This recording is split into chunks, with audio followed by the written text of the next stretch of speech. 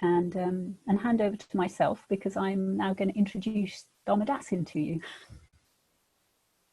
So yeah, it's a bit of a Triratna tradition to introduce our speakers, and I do think it's a very lovely tradition, because Sangha is such a vital aspect of how we practice in this tradition, and it's such a magical, mysterious, wonderful thing.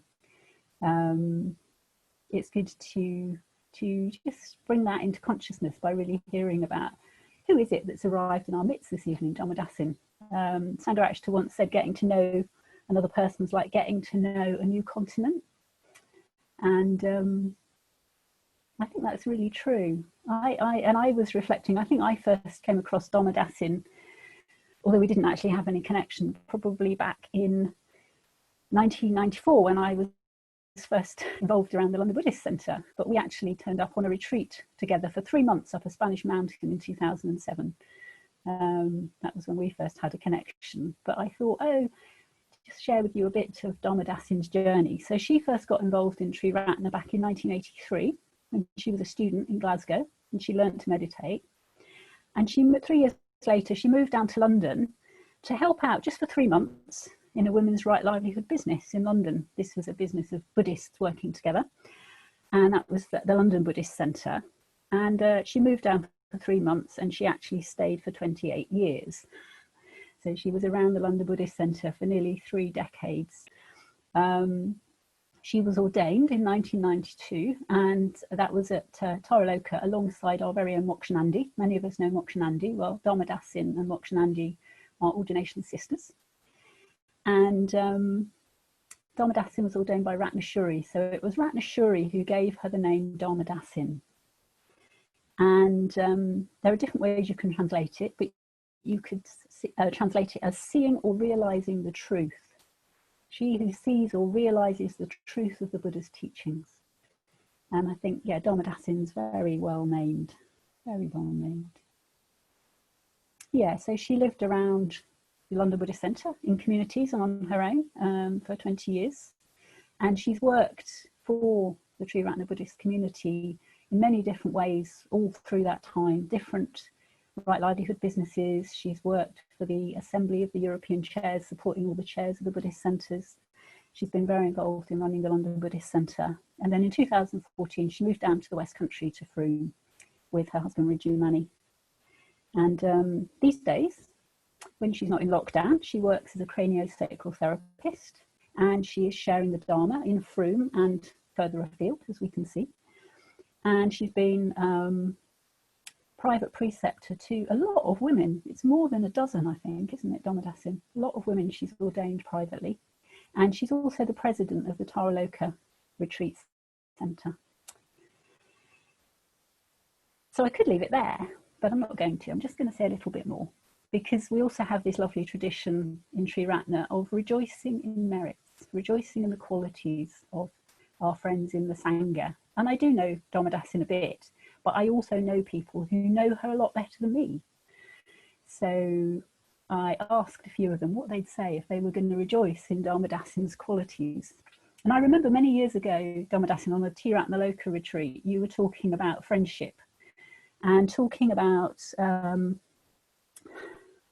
affinity and proximity, and how it's very important. The most important thing is to have affinity with your friends, even if you can't have proximity. And I thought that was very wise, actually. And one of your friends I know you feel a great affinity with, who you don't have proximity with, is Kula Prabha. So she's up in Glasgow, and I imagine you met her when you first got involved. And she rejoiced in you as a faithful friend with a quick mind. And I really liked, she said, Dhammadassin sees connections and correlations at a bound, just a leap. And I think I really love that quality of, yes, Dhammadassin's very good mind, very good Dharma teacher, yeah, and a great love of English literature and poetry, yeah. And our mutual friend Vandika, who's also down in Frome, said, Dhammadassin's amazingly responsive. She's a joy to work with, and she's got this real gift for seeing and supporting people's potential. Yeah. And I also spoke to one of your oldest friends, Vajrasara, who said she's been rejoicing in your merits for 30 years, but she realised it needed to be pithy. And she just thought, oh yes, what is usually rejoiced in about you, in a very good way, is your clarity and your kindness. And your loyalty and fidelity to your friends, she said that as well, your fidelity to the order and to your Dharma practice. And she had her own version of your current passions. She said a nitty-gritty Dharma discussion. That's certainly something I've always appreciated about you when we've met. We can always go right into a nitty-gritty Dharma discussion. Your love of history, especially the Hilary Mantel stories about Thomas Cromwell at the moment. And also tending your seedlings. I think lovely image of you tending your seedlings. So yeah, tonight we've asked you to come and talk to us about ethics, and yes, a characteristically thought-provoking title, Ethics. There is another world, and it is in this one. So I'll hand over to you, Dhammadassin. Thank you so much for coming to join us tonight. Oh, well, thank you, Satyalila. Thank you very much. I'm all hot now. having received all these rejoicings. Thank you. That's lovely. And yes, veg, grow veg. And and thank you also, Naravira, for asking me to come to my sitting room and talk a bit about ethics in the context of your series on vision and transformation, I understand, and your exploring of ethics, activism and ritual, which just sounds fab. So I haven't given a talk on Zoom before, so this is exciting. Let's put it that way. But I can't resist my favorite thing about Zoom, which is the Zoom gaze, which is just looking at you all. Can't resist it. The Zoom gaze. Oh yeah, look, every single one. I want to take you in. Marvellous. There's a lot of bookshelves in the world, aren't there? This one thing we're finding out in lockdown. Anyway, there you go. So, unfortunately, I can't cram you all into the one screen. I can't see you all. But feel free to smile, to nod, to shake your fist if you need to, because this is a two-way communication, even if for the moment there's only me talking. Okay? But yeah, as far as I'm concerned, we're in it together. Okay. So there's lots of things I've been thinking about ethics, and lots of them my starting points I initially heard on the radio. So I offer some of these reflections this evening, a snapshot, and of course a work in progress. So what a time it has been, this coronavirus time of concern, of contrasts, of turbulence and quiet, of selfish actions. Where are the loo rolls? And also of selfless care. I think of care home workers locking themselves in with their folk, locking themselves in at work. A time of bardo, you could say, when an intermediate state, a kind of hanging between one normal and another normal, is how we're all living. It's actually how we live all the time, kind of between one thing and the next, but we usually just don't recognize it. So yes, a time of tension in some ways, fear, threat, perhaps grief or loss, of big changes for so many, on top of ongoing suffering for so many. But also of ongoing human pleasures, even joys. It's important to remember babies are still being born. Someone in my chapter became a granny again a couple of weeks ago. Much joy about that. Invitations to ordination retreats are still being sent out, even if it's not clear yet which retreat it will be for. Now there's Bardo. People are still recovering from COVID and from cancer. still helping their neighbours, still connecting with what's beautiful in the world, perhaps even more than usual. It's a time of some things getting even clearer, like the huge inequalities and infelicities in the world. It's easy to long for somebody to fix it all, to long for a way out, to long for another world. So yeah, the quote that's my title, I heard on Thought for the Day on Radio 4. And here's my somewhat free translation of a bit more of it than was quoted. It's from the French poet Paul Eluard. And he says, "There is indeed another world, and it is in this one. To reach it, it must be well recognized, and it must become our work. We must seek our state to come in the present, and seek heaven not above the earth, but in its midst." So we might not seek heaven exactly, but something in me says yes to this. Looking at injustice, looking at suffering that seems unchanging and inconsolable, it's understandable to long for another world. But like folks say, when it comes to ethics as much as when it comes to climate change, there is no planet B. Transformation must take place here, in our own minds and hearts, bodies, lives, or not at all. There's nowhere else it can happen. The Buddha says the cause of our suffering is our attachment to our fixed sense of ourselves, which makes us prioritize me and mine over you and yours, and seems to justify the emotional responses of greed and hatred. Ignorance is our inability, even our culpable inability, to see through this state of affairs. As my friend who used to be called Kavya Siddhi used to say, "I'm not ignorant, I've got university degrees." But ignorant, ignoring things. Oh yeah, I do that all the time. So we ignore, we look away, out of a sense of overwhelm or of despair. Or we throw ourselves in with a desperation to fix the problem, be it racial inequality or climate change. But with huge long-term problems, we can burn ourselves out. Strong, passionate feeling isn't enough when it comes to these huge problems. But passion supported by dedication, supported by commitment, by the ongoing applied continuity of intention and effort, stands a better chance. As I heard in another thought for the day, patience is itself one half of faith. Patience is itself one half of faith, which comes from the Quran. This isn't the patience of endurance exactly, or of putting up with something, of resignation or stoicism.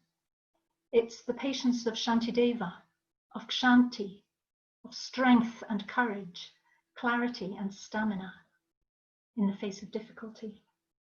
As Shantideva puts it, mind, be strong. As the poet Yeats puts it, all things hang like dew upon a blade of grass. So in this world of fragility and brutality, we need our minds, our hearts, our practice to be strong.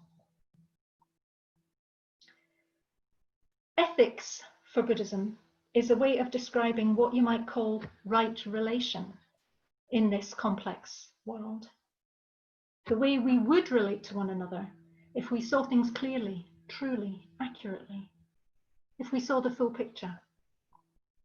The list of ethical precepts, the 5, the 10, are a kind of scan of different aspects or areas of life. And consistently they ring the bell of awareness around what we feel, think, do, and the effects of what we feel, think, and do. They point to and offer a skillful set of principles and guidelines for awareness, kindness, alignment, and accuracy in relation to how things really are. Not how our world habitually runs itself, but how relationships really are and what they really need. We may not be able to live the precepts fully, but it helps to have a skillfully drawn map.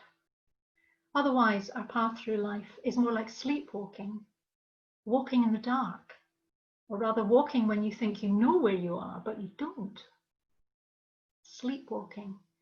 That reminded me of how a Kupa in the Mitra study module that we've been doing in Froome, 21st century Bodhisattva, which is fab, reminds me of how he describes ethics.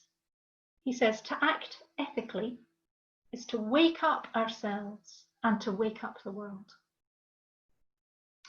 That's what ethics is about, waking up. That reminds me of Pingya. You might well come across Pingya, an elderly disciple of the Buddha, talking about the bleary half-light of opinions that he'd lived his life in and that had shaped his world. The bleary half-light of opinions. Sound familiar? It's familiar to me. Now Pingya wants to be with the Buddha, whom he describes as awake, dissolving darkness with total vision and knowing the world to its ends. I don't want to live in the bleary half-light of opinions. I don't want to be sleepwalking. I want to be awake while I'm alive. And I want to be in connection. I want to be harmoniously embodied and embedded in the world where I live. And I suspect you do too. But a list of precepts might sound like easy certainties. But in my experience, they're not easy. And they're not certainties.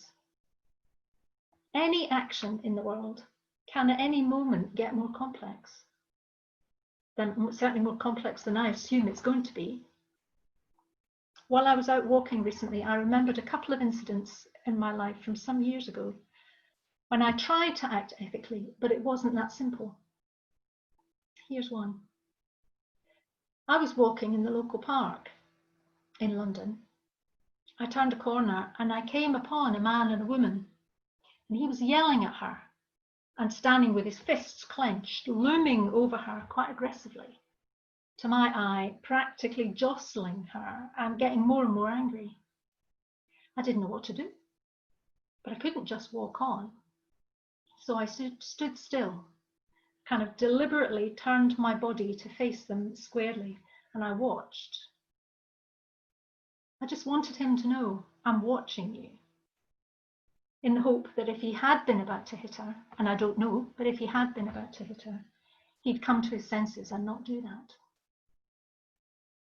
But what happened was that she started yelling at me to go away, go away.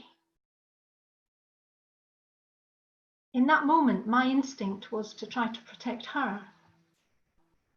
But it wasn't wanted, at least not in that form at that time. Probably I was a bit naive, but definitely that situation was more complex than I was ready for or knew how to deal with. Another incident was on a train approaching Glasgow, my hometown. This is again some years ago. I was sitting diagonally across the aisle from a young girl, looked like a student, sitting on her own.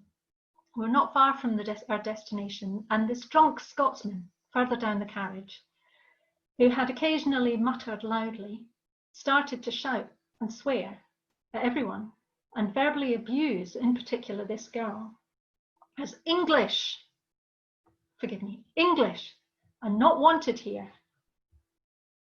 Well, you know what it's like on a train when somebody kicks off. Suddenly everybody's buried in a book or in the newspaper, but no page turns, you know? That sense of heads buried.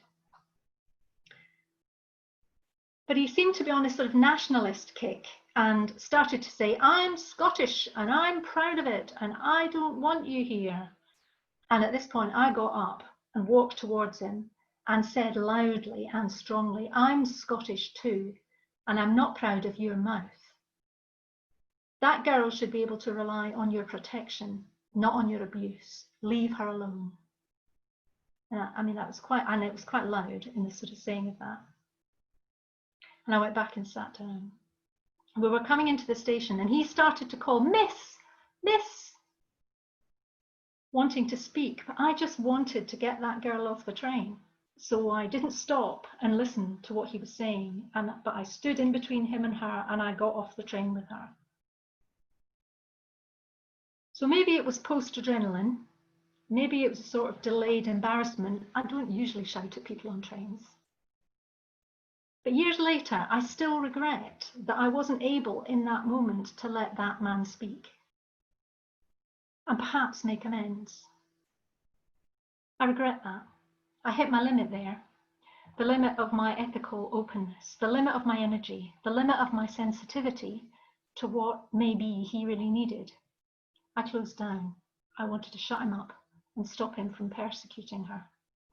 But I wasn't able to allow for change in him. And I regret that. I feel that as a loss. But that incident also showed me that it's not as simple as doing what you think is the right thing and everything will be okay. Ethics isn't just doing the one right thing. In both those incidents, I found my cutoff, the point where I couldn't do more. Events, situations, actions don't cut off like a shutter in a camera when you turn away. It's more like a boat leaving a trail through the water. Unlike me, as Pingia says of the Buddha, he knows the world to its ends further than I can. So those incidents showed me that actions are a moment of opportunity. They open doors, but those doors keep on opening for good or ill, depending on the quality, the intention in the action. As Martin Luther King put it, the arc of the moral universe is long. Things open out of things. He goes on to say, but it bends towards justice. I think the Buddha would say that's not inevitable, that it bends towards justice. It depends on the quality, the intention behind our individual actions and choices. So I felt like a tiger in both of those cases, those incidents. Strong, fierce, even defending. I was right in a certain sort of way. And in some ways it's easy to be a tiger. But Padmasambhava isn't a tiger. He rides the tiger. In Bante's poem, Riding the Tiger, the Guru came. He rides the tiger. He's not ridden by it. So ethics aren't easy certainties. The precepts, not a glib list you can just trot out. And it's been and still is a time when easy certainties aren't thick on the ground. Go out, stay in, go to the shops, hug your friend, go on holiday. None of it seems very straightforward at the moment still. There's been at least some sense of potential danger, threat, the need for caution everywhere in these COVID times. There's been a need for care, for taking care, not for carelessness. And that brings me back to acting ethically about being awake. A word the Buddha uses for one aspect of mindfulness is apamada, a sort of ethical sensitivity. If you look the word up in the dictionary, it means something like not drunk. It means being the opposite of drunk. It means thoughtfulness, carefulness, conscientiousness. It means a mind that's sensitive and also committed to staying sensitive, to staying awake. It takes care, thoughtfulness, thoroughness to be ethical in a complex world. It's because there are in the world no easy certainties that we train in ethics, in being awake. It's because the world's interconnected, interdependent, that we train in right relation, the right relation that ethics describe. We train in seeing the real picture, the total picture, and in this way heal ourselves and develop more capacity through practice, more alignment with the actual world we inhabit. With ethics, we're developing our capacity for being awake in the world, for not doing harm, for acting from within, and from what I'm going to call an accurate matrix of relationship. We're used to thinking of the world as interconnected. Everything from the coronavirus to the supply lines for the food on the supermarket shelves shows us that. But of course, the Buddha's great insight is this seeing of the world as all about interdependent conditions, not just connected linearly, like going from A to B on the tube map, but involved, with one aspect bound up in another, quite literally depending on it, like an apple depending from the apple tree. That word involved, it means to be a necessary or integral part or result. And that's us, each one of us, a necessary and integral part, even result of the world we live in. This is what the Metta-bhavana recognizes and celebrates, and trains us in recognizing and celebrating. Not only that we are necessary and integral in the world, but that every being is. And more than that, that we can all grow. We have the potential to realize that we can grow and to be part of the balm for our own and others' suffering. No easy certainties, that's how life is. But the only way to meet that is to find the right relation to it, the true relation to it, to see the subtlety as well as the bigger picture. Of course, there are different ways of doing this, and you've been looking at ethics and at ritual, but of course, both are underpinned by ethics. We look at activism and ritual, because the only way is ethics. That's my joke. The only way is ethics. I get to say that because I used to live in Brentwood. Anyway, it matters to be awake. It matters to be awake, because the forces of evil, as Shantideva tells us again and again, are not asleep. They are not asleep. It's very easy to fall for easy certainties. The story that strong voice, inner or outer, is telling you, especially if that story soothes your grudges, explains those grudges, and blames someone for them. That reminded me of hearing John le Carré on the radio saying patriotism doesn't need an enemy, nationalism does. And I was horrified recently to hear again on the radio young men with extreme far-right views talking easily of what they called the inevitable race war, which they sought to precipitate because it was inevitable. And in some way not clear to me, glory and belonging would be found there. Just hear how circular that is. The inevitable race war, which they sought to precipitate because it was inevitable. They said it with such easy certainty. Human beings need a narrative, a story to follow. These young men had a narrative, and they had found an enemy. They too had got hold of a story that soothed their grudges, explained where they came from, and told them who to blame. They also had an illusion of greatness and of power. And if you want to explore the mechanism of why we do that thing about listening to the stories that soothe our grudges, explain them and blame somebody, have a look at the Honeyball Sutta in the Majjhima Nikaya. I'd say along with the Buddha, if we're not awake to what's happening in us, if we don't let our biases, our narratives be examined, well, what happens may well seem to be inevitable, but it just isn't, and it doesn't have to be.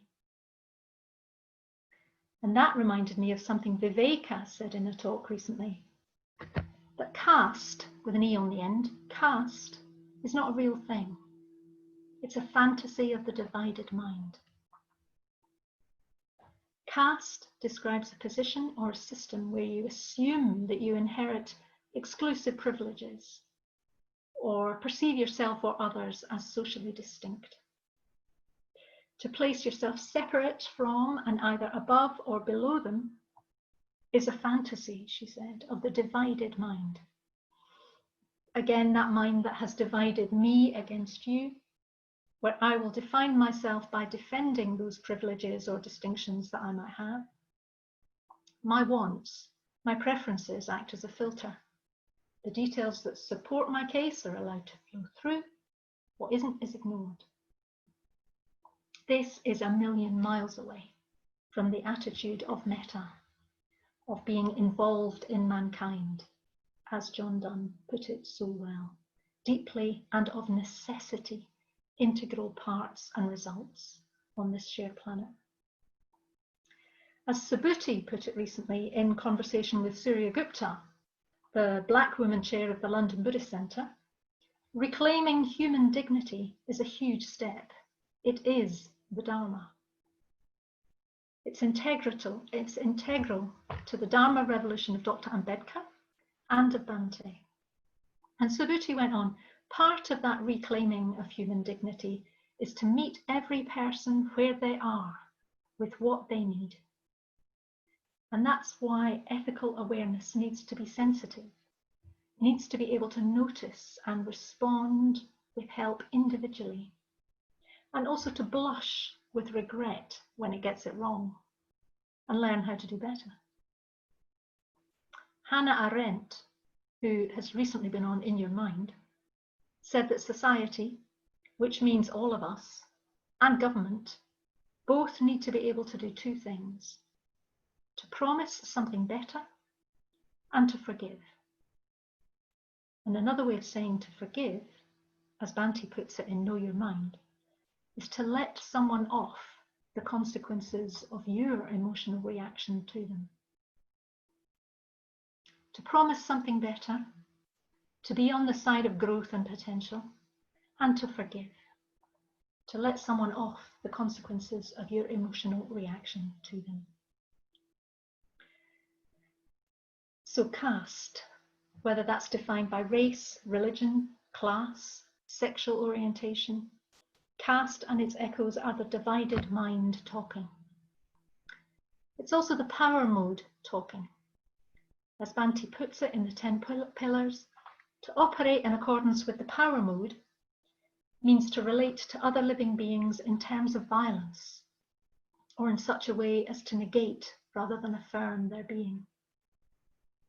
Of course, there's much in the world with this flavour, much in us with this flavour: conscious or unconscious racism, misogyny, exploitation, unconsidered or self-oriented capitalism, the waste of precious resources, including people, the narrowness and short-termness with which so much is viewed, from social care to climate change. And on the much more homely scale, we negate another's being to secure our own advantage. The easy put down in conversation, the quiet wangling to get our own way when no one else is quite noticing, the noisy insistence that browbeats the patience out of others. Also the self-doubt that means we expect less of ourselves than we could. This is self-clinging. This is all hanging on. This is what the precepts are for training us out of. As Bhante also says, to operate in the love mode is to give up the advantage to be gained by acting in the power mode. Because power can give an advantage, at least in the short term. But then you have to maintain it. And it consumes your resources in a snake eating its tail kind of a way, with no positive resourcing, no positive spiral to that energy, no creativity, no better relation found in the world. To let go of the power mode takes courage, patience, stamina, faith. It needs faith as well as action, just as we might need ritual as well as activism in our lives. This is perplexing. How are huge and serious effects in the world to be shaped by my wee actions, however ethical? And I would say that, again, the real picture is the total picture. As Bhante once said to a friend of mine, you are part of something bigger, and something bigger is part of you. And I would say with a kupa, the world needs the Dharma. It offers a response to individual and global problems on the deepest possible level. Its presence in the world can't be taken for granted, can't be taken as given, but depends entirely on the choices of individual people. It depends entirely on the choices of individual people. The continuation of the Buddha's Sangha into the next generation depends on the commitment of women and men today. Their presence in the world tomorrow, even, depends on our practice today. So in the face of our crazy complex world and its dangers, Bhante says we need three things, and they are ethical principles. And perhaps this would make a good series at Sangha Night. We need to live in accordance with the principle of non-violence. One. We need to restore communication by the reinstatement of the notion of the objectivity of truth. That's two. We need to deepen our realization of what he calls the indivisibility of humanity. Deepen our realization. That reminded me of Ratnavandana on your Rains retreat, saying that to realize means to look with real eyes, see what's really there. So these three principles, non-violence, the objectivity of truth, and the indivisibility of humanity, you can read more about all three of them in a lecture of Bhante's called Buddhism, World Peace and Nuclear War, which was given in 1984. But I think it's essential reading, not just for activists, but for all of us. And not just for those times, CND times, as I remember them, but for now. So our individual choices towards the radical possibilities beyond greed, hatred, and delusion are all the world has got. Happily, there are radical possibilities between greed, hatred, and delusion. Hooray! Abundance, generosity, radical sharing, metta, love, solidarity, the protection and extension of human dignity, truthfulness, attentiveness, honesty, empathy, the building of understanding, the building of community, forgiveness, letting go. There is another world. We reach towards it through the living of ethical principles when they are well recognized and when they become our work. Let's learn about our own reactivity. Act on metta. Reduce ill will, whether in the political sphere or not. Let's be clear about the differences between, but not make false distinctions between activism and ethics. As Akupa says, generosity is a kind of liberation movement. Let's find the courage to stand on emptiness, to release ourselves from, frankly, the turgidness and the tedium of self-interest. That's how it seems to me more and more. Tedious. I'm so bored of my self-interest. So the practice of ethics cleans and purifies our life stream. Another way of saying this is that it helps us see things as they really are. Of course, we've all still got our unskillful actions and thoughts and words, but gathering merit, practicing ethics, practicing awareness, kindness, integrity, acting skillfully can, as Richard Gombrich puts it, push those unskillful actions to the back of the queue, suggesting that if we get on with having a positive, skillful effect, maybe our unskillfulness gets less oxygen, and over time it has less effect. And people, us, living these qualities is the only way they can exist in the world, because they don't exist in the abstract. It matters to commit ourselves to living them. Otherwise, they will not exist in the world. It matters. There's nowhere they can exist, as far as we know, other than here in people. And if these qualities, these precepts, these expressions of the human heart and mind don't exist, before long we won't either. There is another world, and it is in this one. You are part of something bigger, and something bigger is part of you. This world needs Padmasambhava, riding the tiger. When I thought of Bristol recently, and its history with the slave trade.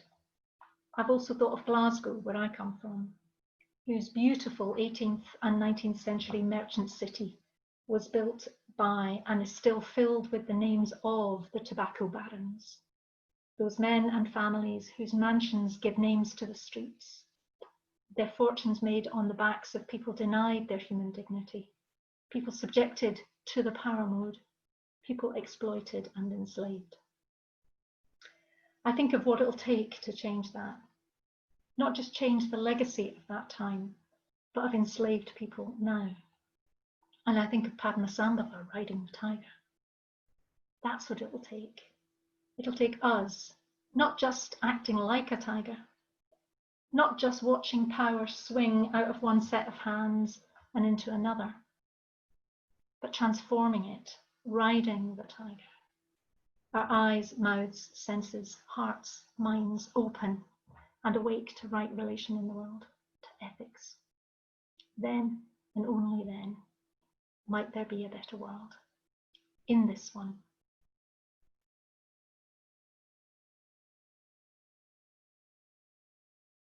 May it be so. May it be so.